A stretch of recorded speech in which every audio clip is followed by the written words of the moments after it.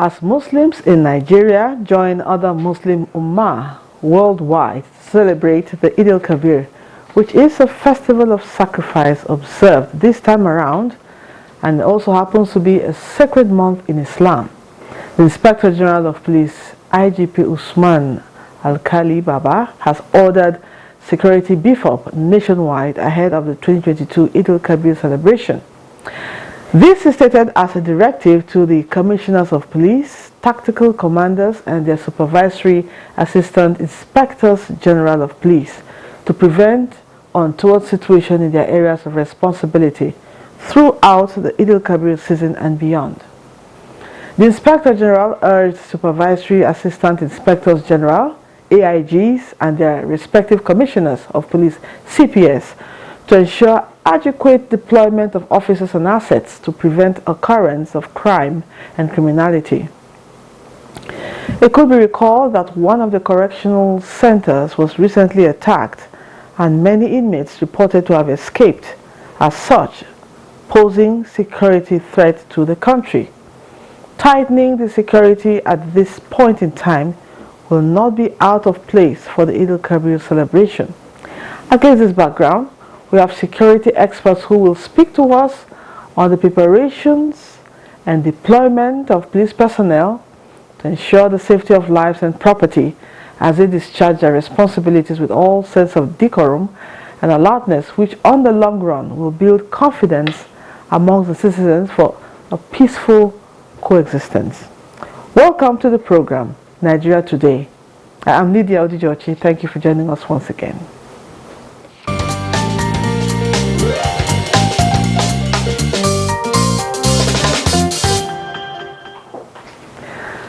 With me in the studio to discuss security during Eid-El-Kabir is Deputy Commissioner of Police DCP Bennett Igwe, in charge of Operations Police Command FCT. Good to have you on Nigeria Today. Thank you, Nigerians. NTA, thank you too. Looking very combat ready with all the gadgets and of course the gun there making me very nervous. Okay. Now, I hope I'm safe. Very safe. Okay. Joining us also in the studio is a development, peace and security expert, Wing Commander Musa Salman, retired, but doesn't look tired. Welcome and glad to have you on the program. Thank you very much. Thank you for having me. Good evening, Nigerians. Okay, let's start with the command's preparedness to safeguard lives and property in this period of celebration. I'm aware you're just coming from duty. Yes. The command is well prepared. We have deployed a lot on every Eid praying ground. Okay. And I want to tell our Muslim brothers that there is no fear in going to pray tomorrow.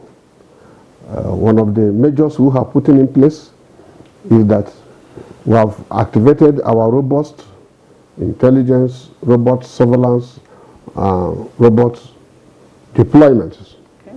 And one of the things we want to introduce just to convenience you a little bit for the sake of the security is that we said no cars will come to every praying ground 200 meters to the praying ground. Okay.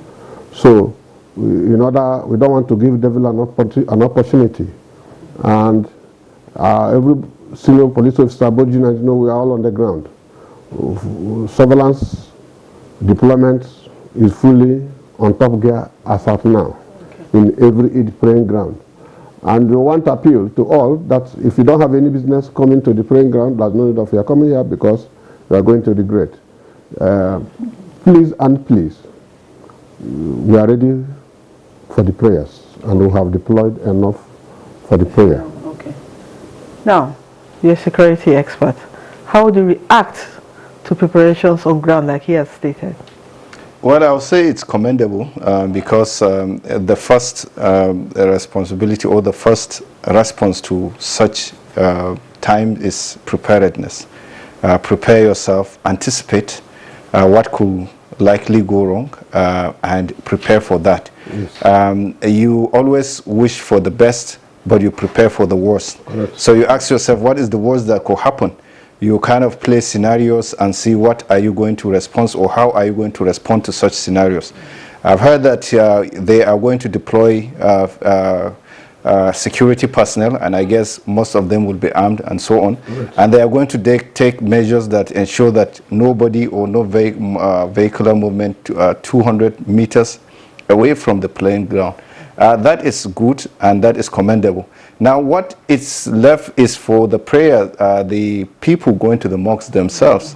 Every mosque should put in some additional security measures. For example, ensure that in going there are some kind of searches. When people go in there should be some kind of body search. They should also ensure that this 200 meters minimum that the police wants to ensure that is kept, so that the reason is simple. If there's any vehicular borne explosive device or any cover or anything, it's away from where the people are. Because in situations like this, the enemy or the terrorists out there, these are soft target. You can imagine 200 people in the same place, and that presents a very, very good target of opportunity, and they could take advantage of that. So the authority is putting in measures. The mosque communities or committees should put in measures. Individuals going to the mosque also should be very vigilant. Most of these times, though it's the bigger congregation, but we all know one another. And we know, so you should look around and see, okay, is there someone that is new and so on and so forth, and pay particular attention to those people, because we all have some level of responsibility to take in ensuring our own personal safety. Yes, okay. Now, sir, DCP, still the incident that happened at the correctional Kuje facility is still fresh on the minds of Nigerians. Now, reports have it that not everyone has been recaptured. So how is the command tackling this, coupled with the assumed free life or free lifestyle act of people trying to celebrate? No, a lot of them have been recaptured. Okay. A lot has been recaptured. There's only few that are remaining. But by the grace of God, we are putting a lot of measures in place to ensure that all that escaped are captured. And we don't need to expose everything, but we are doing enough, and a lot. Okay. So Nigerians can go about enjoy. They should go about and enjoy the Salah, and our deployment for the Salah includes that of Sunday. Okay. We included Sunday. Okay. Because the day after the Salah day is Sunday, and the people will still go to churches. Yes. So the deployment we are doing includes Saturday and Sundays. Okay. Yes. All right. Now, you are a security expert. Also, we also would like you to give Nigerians who are celebrating some security tips. Well, I will urge for caution, because even if it's one bad person out there, they can cause havoc. Because of the nature of weaponry that is used, one person can cause so much havoc that you wouldn't believe what one person can do. So when you have additional bad guys out there, it means for extra vigilance, it means for caution, it means for people to, I mean, wherever you go, just be security conscious. And also, we must also say that the security agents must also improve on response time. I mean, response to the Kuje incidents. From what we're hearing, when you take about 2 hours, 1.5 hours, 2 hours to respond to something, a lot of damage or a lot of harm will have been done. So response time has been a particular issue with us, and it's every time such things happen, you find out that perhaps we have not learned from the last one that happened. So here we have to learn. Incidences are going to happen. I am happy that deployment will create deterrence. But someone that is bent on creating havoc will do. We'll find the loopholes, we'll find where they can chat through. So when you cannot deter, you should be able to, stop or prevent that person. When you cannot do that, but the response to ensure that the harm that is caused is minimized, is minimal, should be there. So we should look at how we coordinate more with other security agents. The police alone cannot do it. Yes, the police is the lead agency in this. In everything, there is a lead agency. The police is the lead agency because it's an internal security issue, law and order issue. It's for the police. However, we have to accept that the police alone will not be able to do it. And thankfully, all other security agencies have also known that the police alone cannot do it. Now, the question is, how coordinated are we? How synergized are we? And has the police also taken that lead? Because it's one thing to say this person is the lead. It's another for the person to accept that I'm the person in charge and I'm going to coordinate this and ensure that every other person does what is expected. Okay. That, in fact, you virtually just brought out my next question about synergy. Yes. Let's talk about the collaboration now. Security, like he said, security is of the eye. What were you able to see? And if you, that's why when we say, when you see something, say something. Security is of the eye. That's why I beg Nigerians and residents to be watchful. Be conscious. Who is your next neighbor? Who is living with you? Just like what they, who is the next man praying by your right? Who is him? It's very important. Security is of the eye. Know your next. See him. Watch him. What is he doing? You understand? Secondary security is of the guns that will now come in. But the first security is the eye. What is the eye able to see? Right.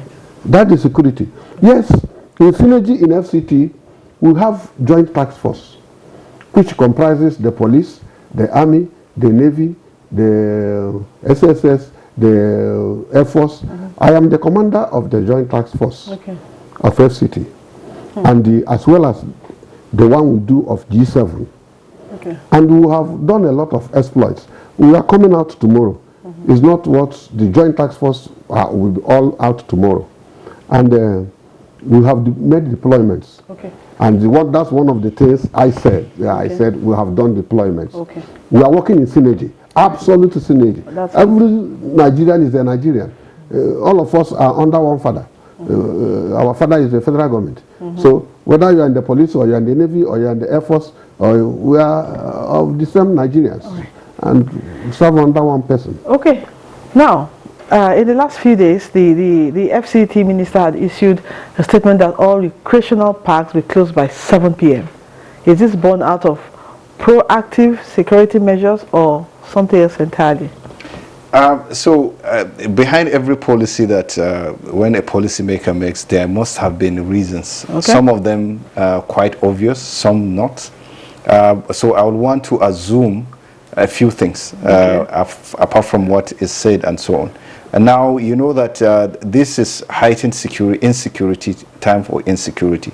However, honestly, the FCTA has a lot also to do in terms of street lights.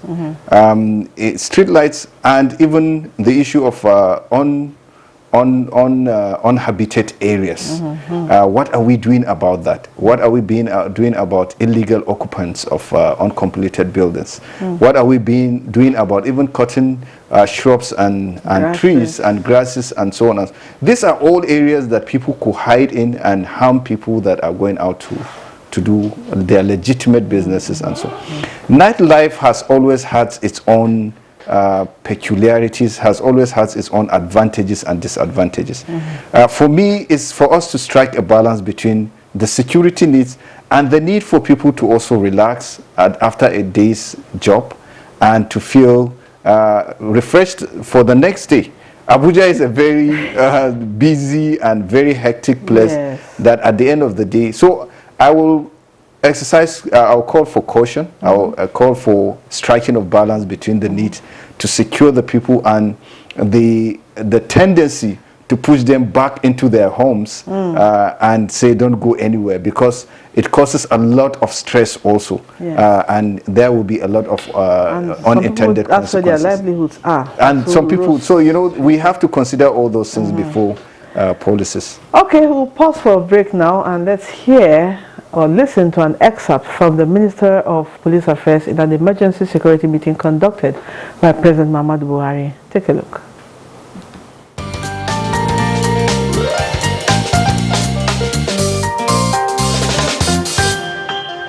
The meeting has agreed to take proactive measures that will ensure that a repeat of what happened these few days will not be witnessed anymore. Mr. President is surprised that what happened in Kuje actually took place in spite of all the security arrangements that have been made to ensure that such an incident does not happen. The service chiefs have been given very clear directives to ensure that adequate measures are taken, not only to investigate what happened, but also to take steps to forestall the occurrence of such instances. We know Nigerians are eager to know the actions that are going to be taken, but you see some of these things are security tied. You do not need to give out the details of what you are going to do, but we will just assure Nigerians that we are on top of the situation and we will be doing the needful.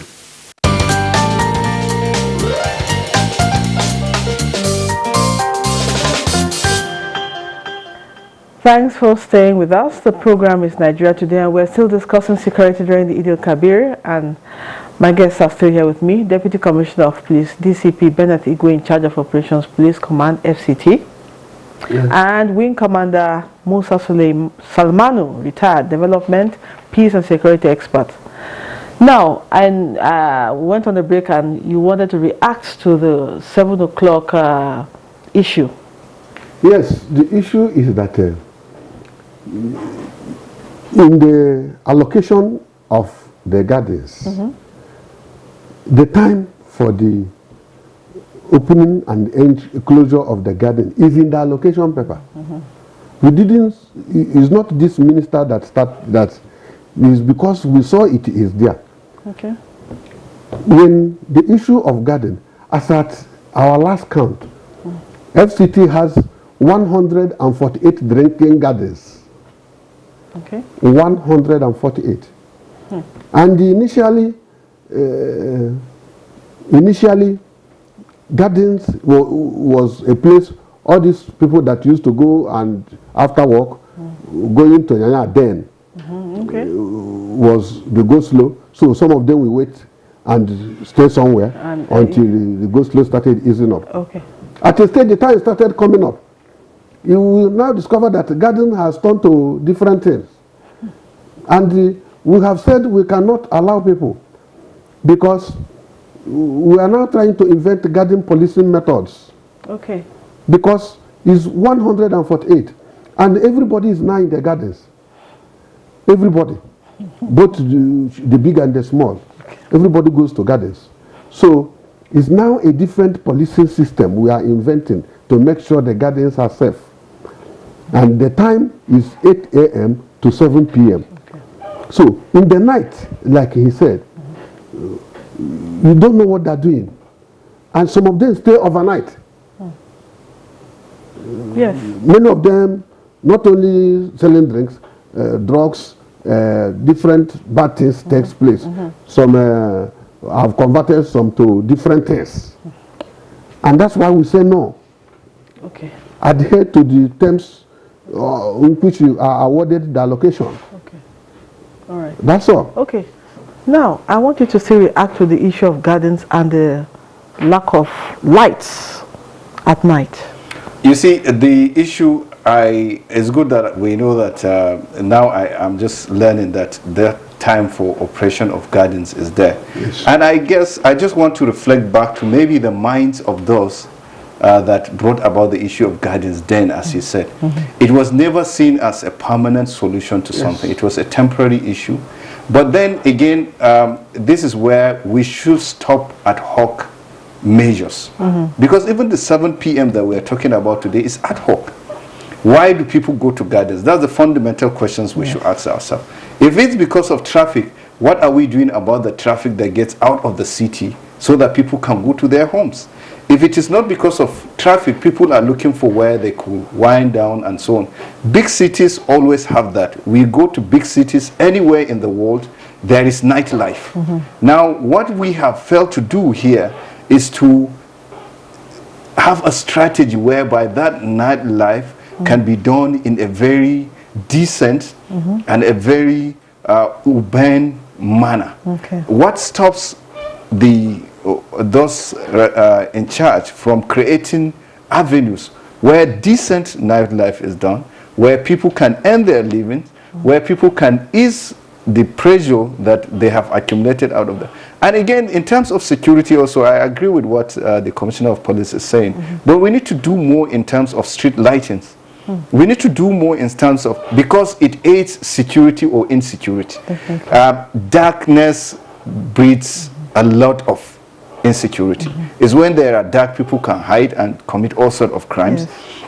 But if we're able to light up our areas, if we're able to encourage residents to put security lights in their buildings, if the authority is able to put street lights, which is their own, and maintain them, and ensure that the bush and so on that are not supposed to be there are cut, and ensure that also the gardens, because you go to the gardens, honestly, they are not decent places. A lot of the gardens are not decent places. Now, how did we get there? How were the gardens allowed to degenerate into what they are today, that they are a problem? And are we just saying close them by 7, then the problem is solved? No. What are we doing about ensuring that people revert back to what the gardens are meant to be? Lastly, most importantly, what facilities or amenities are we providing so that families, because you can't go to the garden with your family. You can't just take your family out anywhere to a decent place. Where are those places? Where are those public spaces that we can go with our children, and so that we'll enjoy? And tomorrow is Salah, for example. If you're not in your home, where you have been all through, you should have been in a kind of park and so on. That is what is obtainable in other cities of the world. Why can't we do that here in our own city? Okay, now DCP, let me ask you. Now, with this security measure in place, closing by 7 p.m., what is the response to operators in obeying this? We just started it. Okay. We just started it. Okay. And the minister wants it, and he is passionate about it, because most of the people does not know that it's even included in the award letter. Okay. It's not this minister that did it. Many of the gardens were awarded several years ago, before he became minister. It's just that we went through to check what he said, what can we do to checkmate this. We discovered that the award letter they were given, that the time is still there. You understand? So one of the things we are doing now is that the level of complying, they are complying. If you go towards my Tama now, they are complying. But it's another way of checkmating a lot of crimes, because we specifically made it known to them why we want them to close by 7. Because a lot of illicit things happen in the nights. It's okay. Now, as a way of enlightenment, can you tell Nigerians some quick security tips, especially as they go into the Salah celebrations tomorrow, as they celebrate? Just I mean, there is nothing more than being aware of your environment. So awareness. And so you have to be aware, you have to look out for on things that are suspicious, things that are not naturally there. If you see a car that it's your neighborhood. So you know a lot of things that are there. If you see people, if you see cars, if you see that, report. We should try, and I'm sure the DCP here will get us lines emergency that we can call and so on and so. But we should do our bit. When you see something, say something. To somebody, just say it to the next person. Say it to the community leader. Say it to the police. Say it to and lastly to the mosque committees. I want to say that this calls for extra vigilance also in the situation that we are in. Arrange for, even if it's a handheld swipe so that people, and make sure that people are searched to the mosques and provide, anticipate, should there be anything, how will people get out, where will people do, what will be the response mechanism, who are we going to get to for help, and so on and so forth. So DCP, what are these hotlines? We have, our hotlines is on the television every day. Okay. But if you take 08032, okay, 08032, if you take that one, 203913, you will get us into emergency. Okay. But one of the things we have to do, like he is saying, one of the things we are begging the residents to watch out is that when you see anything is suspicious, like a jerry can, bottle of Coke, something that look like, and you see something like is not the cocoa is not the same thing, as if to say it's abandoned. Please don't pick it. Okay.